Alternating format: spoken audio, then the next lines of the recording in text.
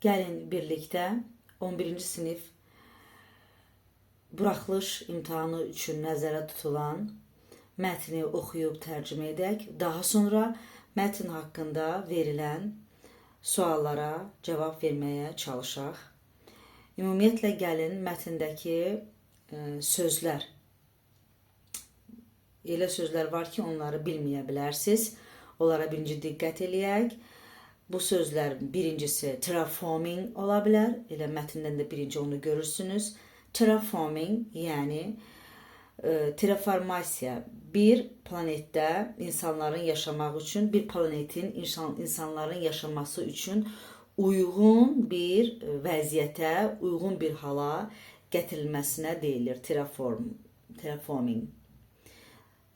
Daha sonra transforming sözünü görə bilərsiniz. Yəni transform, dəyişdirmək, çevirmək deməkdir. Transforming, dəyişdirilmə, çevirmə olacaq. Daha sonra surface sözünü görə bilərsiniz. Surface nəyinsə səthi. Bəlkə də bu sözü bilirdiniz. Atmosphere, atmosfer.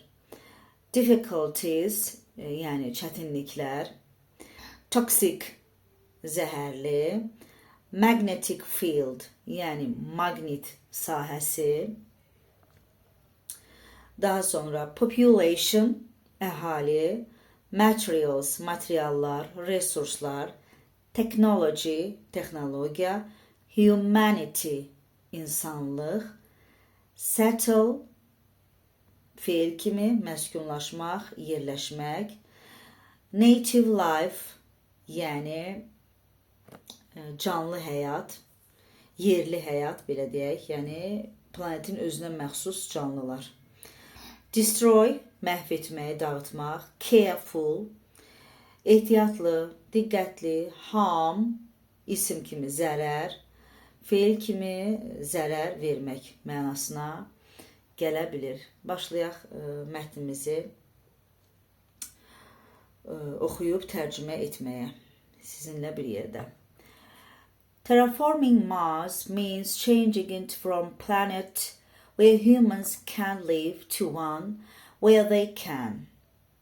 Yəni Marsın terraform edilməsi, terraform nə deməkdir? Yəni onu insanların yaşaya bilmədiyi bir planetdən yaşaya biləcəkləri bir planetə çevirməsi deməkdir. This big project will make Mars more like the Earth by transforming its climate, air and surface. Bu böyük layihə Marsı yerə daha oxşar edəcək. Necə? Onun iqlimini, havasını və səthini dəyişməklə. By transforming its climate, air and surface. Məhz burası bu hissəsinin tərcüməsi idi o.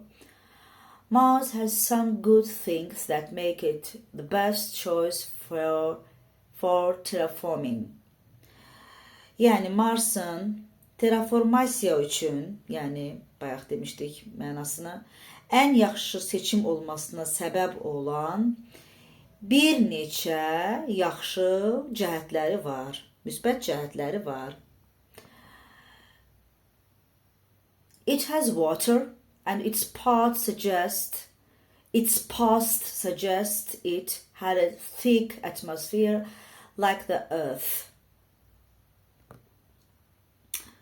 Onda su var və onun keçmişi yerinki kimi, yəni yer səthininki kimi qalın atmosferə sahib olduğunu göstərir. Göstərir ki, onun da yer səthi kimi qalın bir atmosferi var imiş. But there are difficulties too. Ama çətinliklər də var. Mars has low gravity, toxic soil, less sunlight and no magnetic field like the Earth. Bu hissəsinə xüsusi diqqət eləyək. Yəqin ki, mətnə aid suallarda bura bir sual veriləcək bu hissəyə. Marsda aşağı cazibə qüvvəsi, low gravity. Toxic soil, yəni zəhərli torpaq, less sunlight, daha az Güneş ışığı, gün ışığı.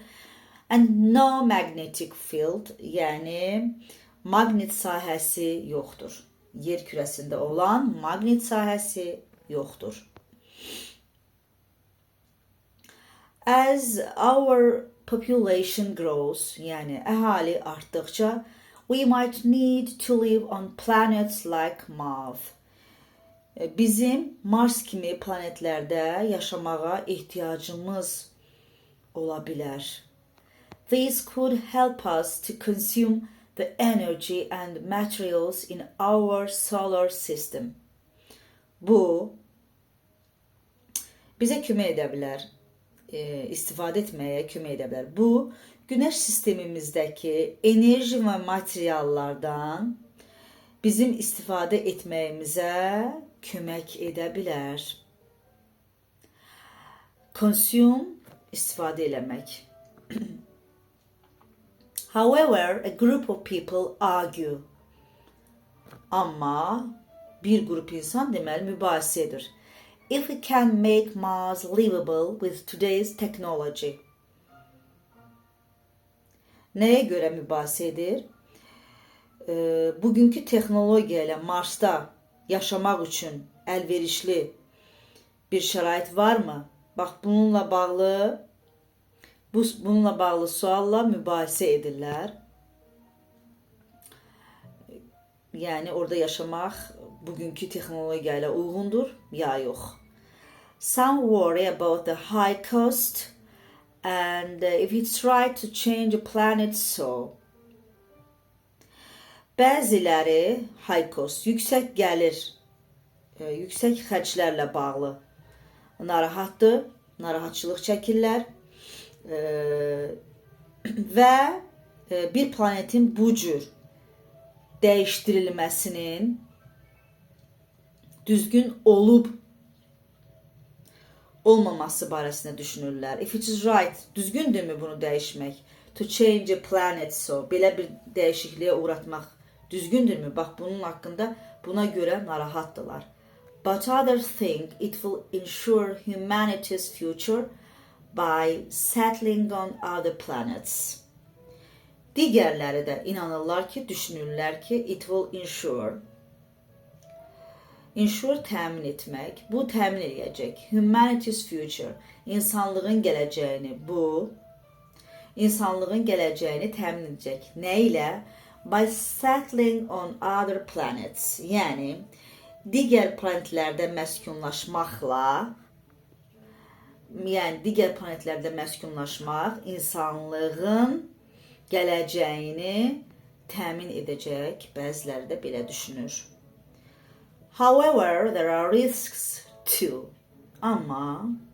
Lakin risklər də var. If Mars has any native life, əgər Marsda hər hansı bir yerli həyat, yəni ümumiyyətlə həyat varsa, terraforming could harm or even destroy it. Terraform prosesi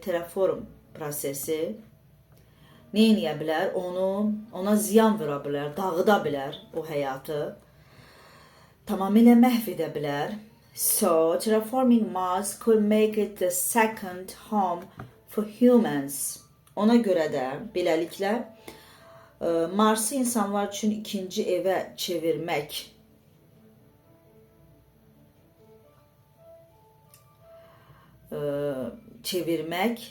olar. Yəni mümkün olsa da biz bunu edə bilərik. İkinci evə çevirə bilərik. Mars'ı ikinci evə çevirə bilərik. But we must be careful. Amma diqqətli olmalıyıq. Nədə? Not to harm any life that might already be there.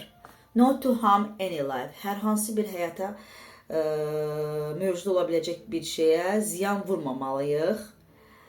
That might already be there. Hansı ki orada artıq, yəni bizdən qabaq var. Yəni bizdən qabaq var ola bilən, mövcud ola bilən hər hansı bir həyat formasına zərər verməmək üçün ehtiyatlı olmalıyıq. Mətnimiz bu qədər idi.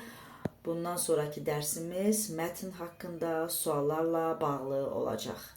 Mətndə istifadə olunan bilmədiyiniz sözlər varsa onları yazıb öyrənin.